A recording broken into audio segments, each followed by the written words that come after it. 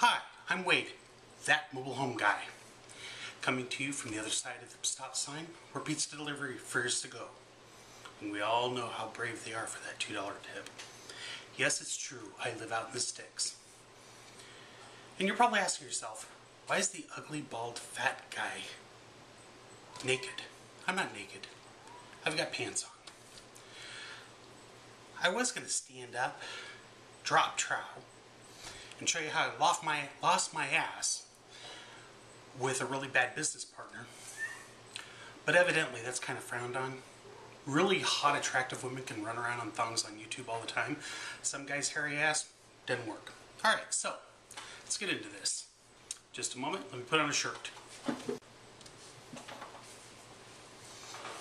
Okay, now that I'm not making you sick, I'm going to try and make this short. We know how long-winded I am. I'm sorry. So I knew I didn't have any money, and there was something that was going on in California to where I recognized that the affordable housing was going to be in short supply for the number of people who are looking for it. And I thought mobile homes was the way to go. You know, I had the book Deals on Wheels. First time I bought it, I wanted to kind of chunk it. I was trying to prove it wrong. But the more I read it, the more wisdom I saw in it. I came to Oklahoma. I was selling some electronics I was buying online through Craigslist. And I realized Craigslist was a really good way to advertise as well. And I basically put up an ad saying, hey, I want to invest in mobile homes. Would you like an 18% return on your money? Call me at blah, blah, blah. So I get a call, and we're going to call him Dave. And Dave basically calls me up and says, hey, I want a return on my money. But instead of just doing one deal, how about if we become partners? We'll use my money, your knowledge, and we'll split the money 50-50. And I'm like, okay, yeah, that sounds good. And he says, okay, great. Let me come over and meet you. So, it's really hard to find my house. Yeah, it's real. I give the directions. Go up this way. You pass the fairgrounds. Keep going. Go past the lake. Keep going. If you hit the white water tower, you went too far, type of thing. And we meet at a restaurant, and we start talking, and I really get to liking this guy. You know, Dave seems like a really sincere person. I had a lot of confidence in him. So we hash out a deal. And basically, it's his money, only the way that we kind of wiggle it is that as I'm going along, I'll be teaching him how to invest in mobile homes. And I just had the one book, right? So I go out looking, and about 3 months later, I find the first really good Lonnie mobile home deal. And I called Dave up and said, hey, you know, let's take a look at it. And we go through, and you know, I'm showing him how to look for soft spots, you know, how to move appliances like refrigerators and wash machines to see if there's any water damage, how to check the ceiling, how to check underneath the mobile home, how to check on the top, you know, and all that stuff. You know, how you want to stay away from fiberboard. You want to make sure that there were things, you know, basically all that you need to do is shampoo the carpets and paint the walls. And we buy the mobile home. The person took a little while to move out of it than we thought, but as part of their deal for moving out so late, they agreed to shampoo the carpets and paint it. So we dodged that bullet, and right away we sell it for $7,000. We bought it for $3,000. We didn't have any lot rent due on it because they paid the lot rent while they were still there. And we basically started advertising it right away. And I mean, lo and behold, the people showed the mobile home while they were there to people wanting to move in. So the next deal showed up about, I don't know, like a month and a half later. And it was the type of thing I was going through the mobile home park, and did a once through for this mobile home park. Didn't see anything for sale. Thought, you know what, as long as I'm here. I pulled in to talk to the manager, and the manager said, actually, you know what, there is somebody who's selling. They just haven't put up the sign yet. And I'm like, really? And she goes, yeah, she's been advertising in the newspaper, but nobody's come to look at it. And she goes, let me take you over. And this mobile home manager, park manager, basically walks me through this lady's intro. And we work out a purchase contract. I give her $100 and say, hey, I'm gonna, pay for this within a week. I'll be back if somebody comes, on your offer, you can't sell. We've got a contract. So she's fine. I get Dave, we go back, we take a look at the place together. And it needs a little TLC, but it's nothing big. Pick up that mobile home, and we get it for about $4,000. And it takes another like $700-800 to fix it up right. So altogether, we'll say like $5,000. Well, we're using the Lonnie deal to where we flip it twice or 2.5, and that park, that type of mobile home, they're going for about like 10 grand. So we charge 10 grand, sold it right away. The next deal, 3 weeks later. Okay, well, this kind of stuff keeps going on. Well, and it's always the same way. I find the mobile home, I call Dave, we go look at it together, I walk him through what to look for, and everything's good. So,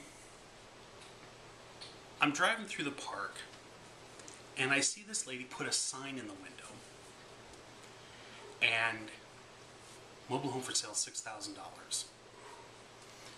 And I'm looking at this mobile home, and it's a 2003 model. It's fairly recent. Normally we're looking for things like 20, 15 years old. So 2003 is a pretty good deal. And I stop the truck, get out, go talk to her, find out that she's got to move right away. Great. Contract to buy. Be back in a week with a check. Okay, I'm going to go get my partner. We'll look at it. We'll take care of it. I call Dave, and Dave's basically doing his normal thing, and he's like, hey, yeah, where's it located? What's the lot number and all that stuff? And I said, okay, give me a call. Tell me when we'll meet. And he told me that he was busy. So I'm like, okay. I go home, and I'm working this really weird shift to where I had to be to work at 3 o'clock in the morning, and I got off when most people were starting lunch. So I stayed up late, really late. I was up until like about 7 o'clock. And I kept calling Dave, and he wasn't calling me back, and he wasn't calling me back, and it was going straight to voicemail, straight to voicemail, straight to voicemail. And finally at 7 o'clock, I call her up and say, look, I'm really sorry, I expected to be out there today with my partner, to look over your place. And she goes, oh, he already showed up. What? She goes, yeah, he already showed up. He gave me the check and everything. We're good to go. Thanks a lot. I don't know what to say, and I don't want to look stupid, so I go, great, fantastic. I'm happy for you. That's what we do. We help people out. Get off the phone, call Dave. Go straight to voicemail. Leave a message. And in business, there's that thing, look, you're going to catch more flies with honey than you are with vinegar. So you're not going to call up and scream. I leave this message going, I'm confused. Normally we go over there together. What's up, buddy? And he doesn't call me back. After 3 days of this, I drive to his house. And he's normally at work. I was going to leave a note. And his car's in the driveway. And he opens the door and he goes, hi! Slam. And I'm like, what the hell is going on?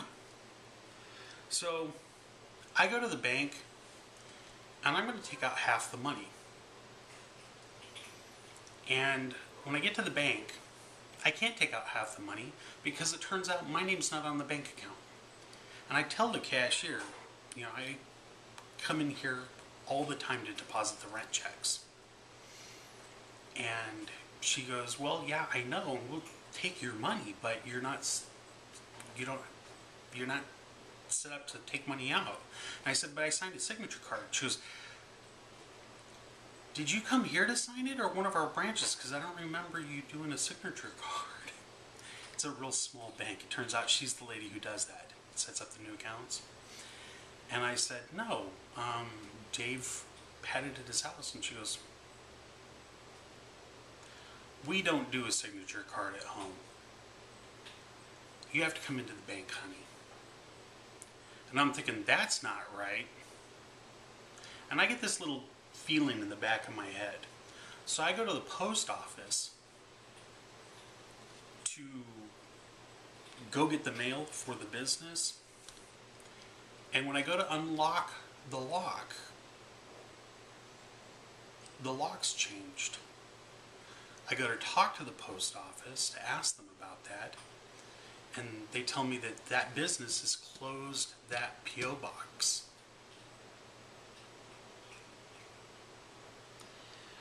And I'm thinking, how the hell are we going to get the checks? So anyway, I start thinking about it. I get mad and I talk to somebody. And I mail an intent to sue letter. And my lawyer gets back all the business paperwork. I'm not listed anywhere on the bank account. I'm not listed anywhere on the business paperwork. Basically, he and I had a verbal agreement, and everything that I signed, he basically just took out my signature for everything. The LLC, the bank account, the post office box. It turns out that he didn't have to have a signature from both people.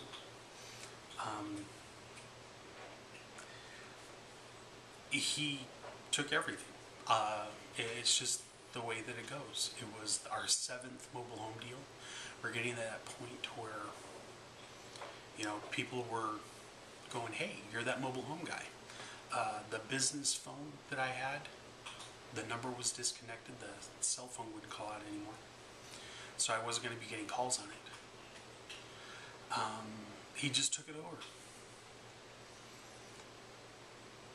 In another video, because I do make these kind of long, I'm sorry, I'll talk about the things that you're going to want to do when you set up a business and the things that you're going to want to see after the business is set up.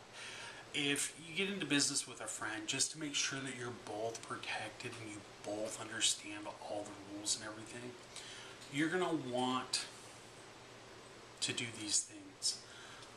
It's real easy to go online and, you know, slap something together, pay somebody else to get you an LLC, whatever.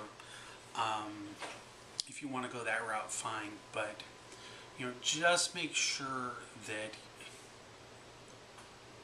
you and the other person are both represented on everything. That will keep you safe. And again, I'm Wade, that mobile home guy, coming to you from the other side of the stop sign where pizza delivery fears to go.